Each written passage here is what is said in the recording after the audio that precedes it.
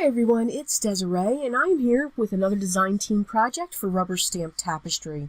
And we are going to use the peg stamp set called Bittersweet.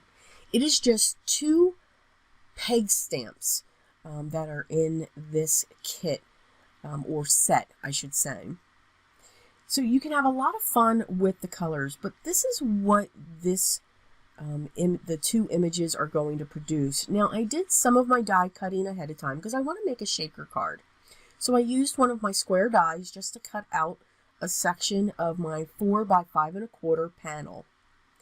I'm going to be using some of my my Stampin' Up! Inks when it comes to this image.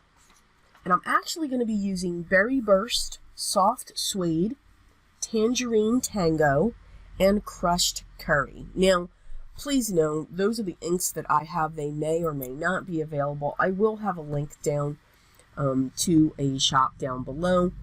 I am a fan of the Stampin' Up! Inks and how well they do stamp.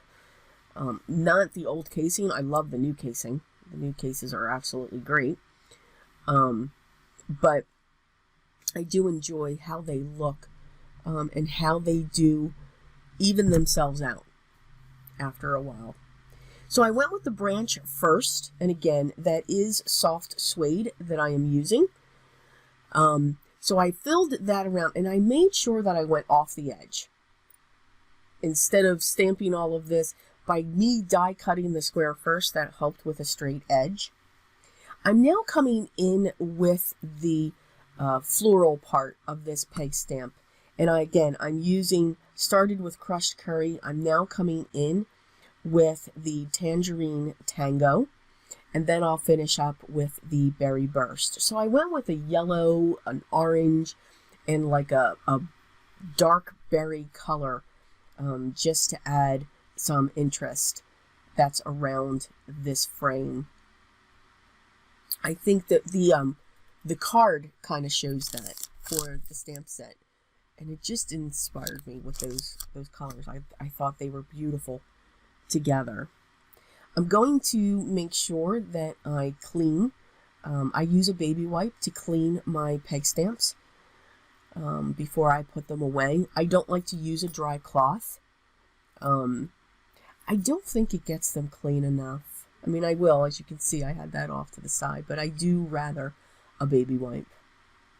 So I'm going to make sure that my liquid adhesive is unclogged, and I'm going to put down a thin layer of glue. I'm going to cut down my piece of acetate, and I'm going to set that in place. Now, you can use acetate, you can also use vellum. There are many things that you can use when it comes to your window. When it comes to creating or using the foam tape, I do like the 3M foam tape. I do find it's easier to use. However, I did do a comparison on double-sided foam tapes to look at the different brands. To me, I just love the release paper for the 3M. It's easy to take off.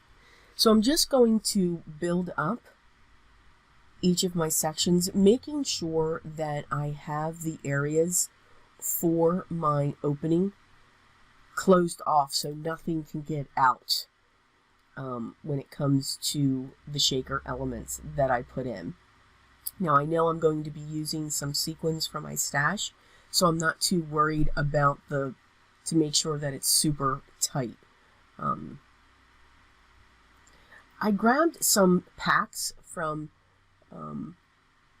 previous kits that I had that I'll be filling this up. When I do a shaker card, I like a lot of bits to be in there, whether it's confetti, sequins, or anything else like that.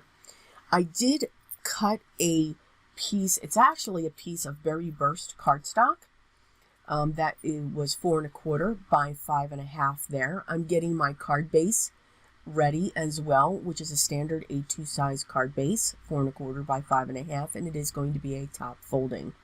I will grab a piece of white cardstock in the back, but you could have certainly, you can always use a piece of colored cardstock just to give it a little bit of difference when the sequins are moving around. You can see I am just loading this up with sequins with browns, coppers and ivories and some of the pinks. And I'm just making sure that's going to give me a good amount. And then I will carefully remove the release paper. Yes, I have done this before, not watched it, and things go flying. So when you do this, you just need to make sure that your card doesn't go flying. Yeah, it's happened. It's always fun. Here's where I'm thinking about if I wanted to do a piece of colored cardstock in the back. But I kind of do like the way the look goes. I will trim the extra away using my long shears. When I make a shaker card, I do like to have it a different component that I have to glue onto my card bases. I don't know why, but that's something that I do tend to do. I am going to place this onto my mat of the colored cardstock. Again, my panel, the shaker panel, is cut to be 4 by 5 1/4, and then this panel was cut 4 1/4 by 5 1/2. So it will cover the entire front of my card base.